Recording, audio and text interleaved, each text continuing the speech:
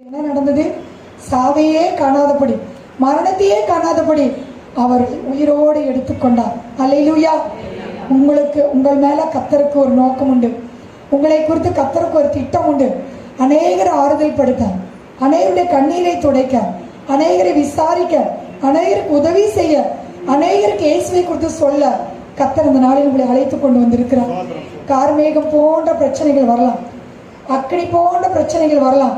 ஆனால் ஒன்று மாத்திரம் நீங்க மறந்துடாதீங்க, இவைகளுக்கு மத்தியிலே பாடுகள் பெருக பெருக இயேசு கிறிஸ்துவினாலே அவருடைய ஆறுதலும் நமக்கு பெருகி கொண்டே இருக்கும். அல்லேலூயா, அல்லேலூயா. நம்முடைய தேவன் எவ்வளவு நமக்கு நல்லவராக இருக்கிறார். எந்த துன்பங்கள் வந்தாலும் அவரே நமக்கு ஆறுதலை கொடுக்கிறவராய் இருக்கிறார். நம் வேதத்திலே வாசிக்கும் பொழுது 2 கொரிந்தியர் 1:5 வாசிக்கும் போது பாடுகள் பெருகிறது போல 2 கொரிந்தியர் 1:5 வாசிப்போம்.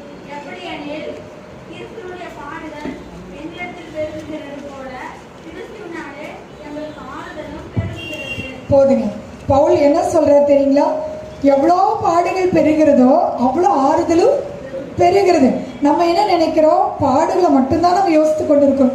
ஐயோ இவ்வளோ சோதனை, இவ்வளோ பிரச்சனையா, நான் எவ்வளோ ஆண்டவரை நேசிக்கிறேனே என்று சொல்லி.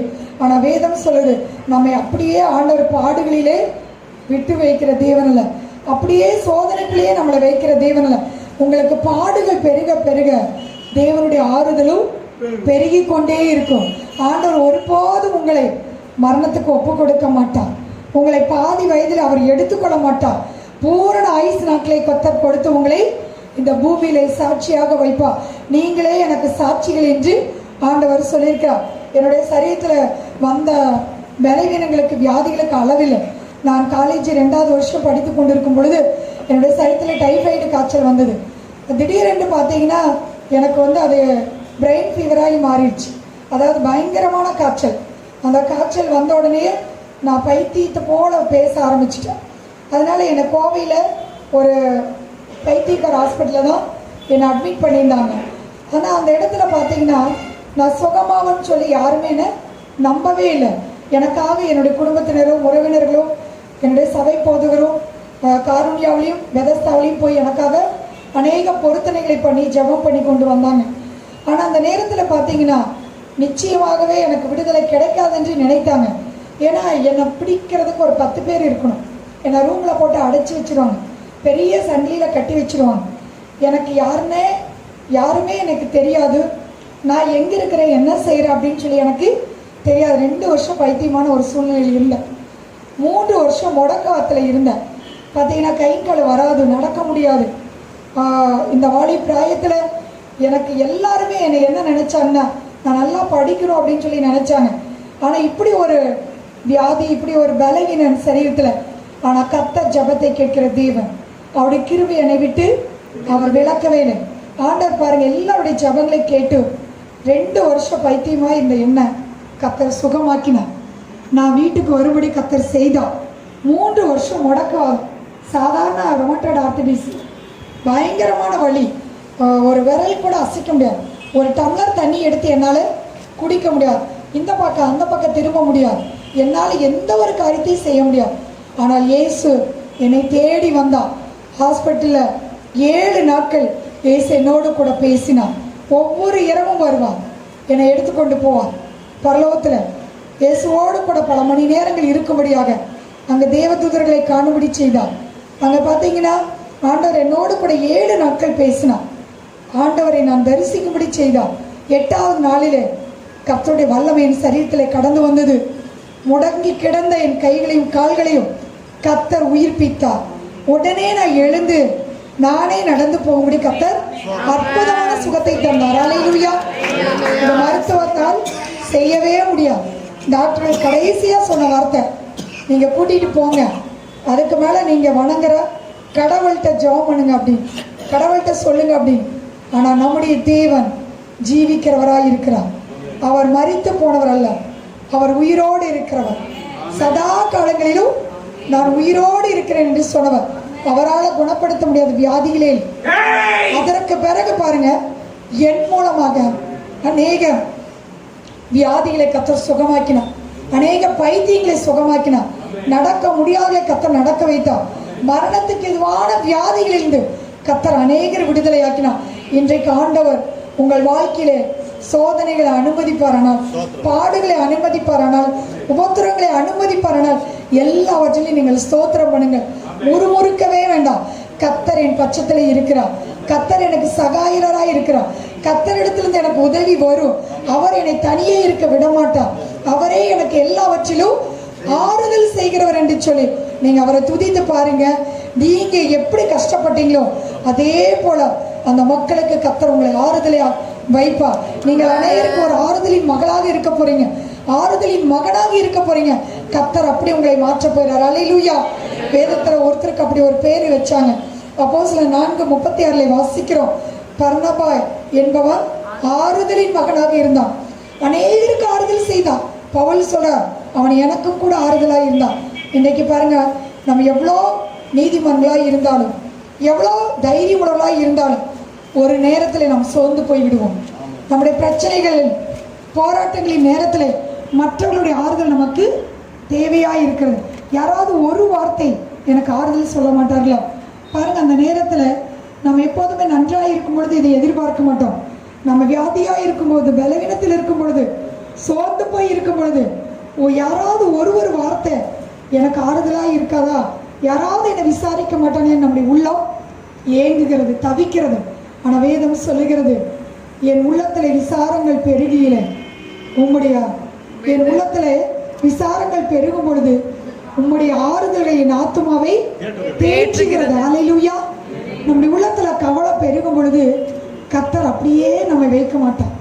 நம்மை தேடி வருகிற தேவன், நமக்கு ஆறுதலை கொடுக்கிற தேவன் நம்மோடு கூட இருக்கிறார்.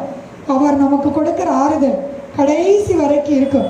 அவர் தாயை போல நம்மை தேற்றுகிறவராய் இருக்கிறார். இந்த பாடலை நம்ம பாடலாங்களா? எத்துன்ப நேரத்திலும் இன்னொரு விசை கூட அதை பாடலாம். ஒரு அருமையான சகோதரி, நான் மரித்திருவேன்னு சொல்லி இங்க தீர்மானம் எடுத்துட்டு இருக்கும்போது கர்த்தர் என்னோட அங்க பேசினார், நீ இந்த மகளை பார்க்க போன்னு சொல்லி. ஆனா அந்த மகள் சொன்னது, நீங்க வரதுக்குள்ளே நான் இருக்க மாட்டேன், நான் இறந்துருவேன், தற்கொலை செய்துக்குவேன் அப்படின்னு சொல்லி. ஆனா அங்கிருந்து போன்ல ஜெபம் பண்ணேன், ஆண்டவரே நான் போய் பார்க்க வரைக்கும் அந்த மகள் எந்த ஒரு காரியத்தையும் செய்யக்கூடாது, சாவுக்கு அந்த மகளை நீங்க ஒப்பு கொடுக்க கூடாது என்று சொல்லி. பாருங்க, போன்ல ஜெபிச்ச உடனே கர்த்தருடைய பிரசன்னம் அந்த மகளை நிரப்பினது, அவருடைய ஆறுதல் நிரப்பினது. இங்க வந்து பார்க்கும் பொழுது அந்த மகள் ஒரு தீர்மானம் எடுத்தாங்க, இனி இப்படிப்பட்ட ஒரு முடிவை நான் எடுக்க மாட்டேன் என்று சொல்லி. அந்த மகளுக்கு ஒரு சரீரத்தில் வியாதி, தோல்ல வந்த வியாதி நிமித்தமாக இனி நான் வாழ மாட்டேன் என்று சொல்லி. ஆனால் கர்த்தர் அந்த சாவிலிருந்து மகளை விடுவித்தார். அந்த வியாதியையும் கர்த்தர் சுகமாக்கினார். அல்லேலூயா. எத்தனையோ நேரத்தில் நம்ம கூட முடிவுக்கு வந்திருக்கிறோம். ஆனால் கர்த்தர் சொல்றார், நீ முடிவுக்கு வரும் பொழுது உன் வாழ்க்கையை நான் துவங்குகிறேன். உன் வாழ்க்கையின் துவக்கத்தை பார்க்க உன் முடிவு நன்றாய் இருக்கும். துவக்க அற்பமாக இருக்கலாம், ஆனால் உங்களுக்கு முடிவு தேவன் சம்பூர்ணமாக வைத்திருக்க. விசுவாசிக்கிறீங்களா? எத்தனையோ காரியத்தை நம்ம தொடங்கி அதை முடிக்க முடியாமல் போய் நாம் கலங்கி கொண்டிருக்கிறோம். ஆனா கர்த்தர் சொல்கிறார், உனக்கு நேரிடுகிற இந்த பலத்தோட நீ போ, உன் கைக்கு நேரிடுகிற முழு பலத்தோட செய். கர்த்தர் உங்களோடு கூட இருக்கிறார். அவர் உங்களை பராக்கிரமசாலியாய் மாற்றுவார். அவர் உங்களை எல்லா சத்துருடைய கைக்கு உங்களை விடுதலை ஆக்குவார். எல்லா கிரியைகளுக்கு கர்த்தர் உங்களை விடுவிக்கிற தேவனாய் இருக்கிறார். அதனால பாருங்க, அவர் நமக்கு கொடுக்கிற ஆறுதல் பரிசுத்த ஆவியானவர் மூலமாக அவர் நமக்கு ஆறுதலை கொடுக்கிறவராய் இருக்கிறார். அப்போஸ்தலர் 9:31 வாசிக்கிறோம். ஆதி சபையினர் எப்படி இருந்தார்கள் தெரியுங்களா? பரிசுத்த ஆவியின் ஆறுதலோடு அந்த சபைகள் பெருகின. இன்றைக்கு ஏன் நம்ம சபை கூடி வருகிறோம்? ஏன் இப்படி ஆண்டவருடைய சமூகத்தில் இப்படி கூட்டமாய் கூடி கர்த்தரை நாம் தொழுது கொள்கிறோம்? இங்க ஒரு ஆறுதலை கர்த்தர் வைத்திருக்கிறார். 2 அல்லது 3 பேர் எப்பொழுதெல்லாம் நாம் கூடி வருகிறோமோ நம் நடுவிலே கர்த்தர் இருக்கிறார். நம்முடைய சிறையிருப்பை திருப்பும்படியாக, நம்முடைய வாழ்க்கையில வெட்கப்பட்ட இடத்திலே நம்மை புகழ்ச்சியும் கீர்த்தியுமாக வைக்கும்படியாக கர்த்தர் இந்த இடத்துல எழுந்தருளி இருக்கிறார். இந்த ஜெப கோபுரத்தை கர்த்தர் உங்களுக்கு கொடுத்திருக்கிறார். நீங்கள் ஒருவர் கூட வெறுமையாய் போவதே இல்லை. உங்கள் துக்கங்கள் சந்தோஷமாய் மாறும். உங்க துக்க நாட்கள் முடிந்து போ, உங்கள் வேதனை நாட்கள் முடிந்து போ.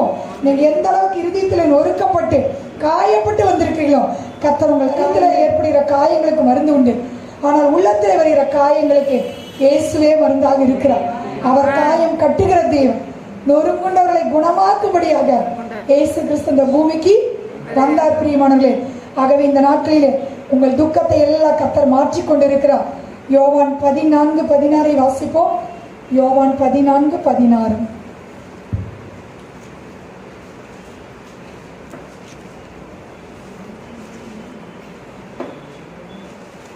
யோவான் 14:16.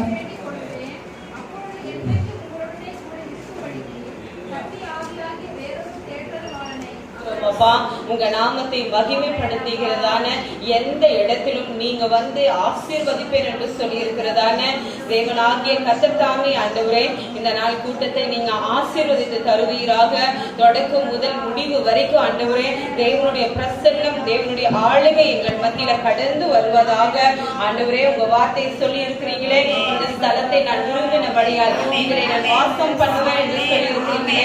என் தேவனாகிய கர்த்தர் தாமே ஆவியானவரே, எங்கே 2 பேர்கள் கூடி துதிக்கிறீங்களோ அவர்கள் மத்தியிலே நான் இருக்கிறவராகவே இருக்கிறேன் என்று சொன்னவரே, பொய் சொல்லாத தேவனாய் எங்கள் மத்தியில என் தேவனாகிய கர்த்தர் தாமே ஆண்டவரே, நீ இறங்கி வந்து ஆண்டவரே உங்க வஸ்திர தொங்கலினால் ஆண்டவரே இந்த ஆலயம் முழுவதிலும் ஆண்டவரே அப்பா உங்க வஸ்திர தொங்கலினால் நீங்க கூடி இருப்பதற்காக மக்கள் நன்றி ஆவியானவரே.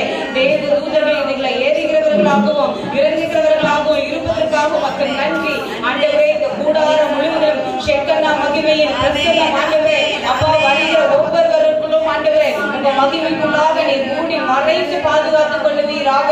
ஆமென். ஆவியானவரே, இதோ இந்த கூட்டத்திற்கு விரோதமாக வாழ்ந்த மண்டலத்தில் காணப்படுகிறதான எல்லா பொருளாத சேனைகளின் திரிகைகளையும் இயேசுவின் நாமத்தில் கடிந்து கட்டி நிர்மூலமாக்கி நான் ஜெபிக்கிற ஆவியானவரே. ஆமென். ஆவியானவரே, இந்த இடத்துல ஆவியானவரே உங்க பிரசன்னம் ஆண்டவரே இறங்கி வரட்டும் ஐயா.